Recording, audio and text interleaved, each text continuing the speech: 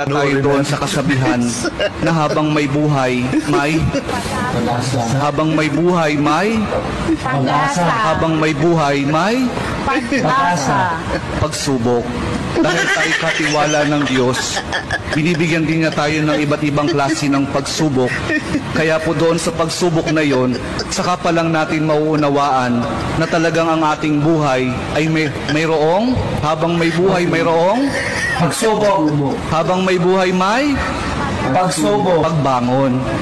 Huwag niyong hayaan na kapag meron kayong pinagdaraan ng pagsubok, ay hindi kayo babangon. Kailangan meron tayong pagsumikap na pagtsatsagaan natin yung ating mga pagsubok na pinagdaraanan.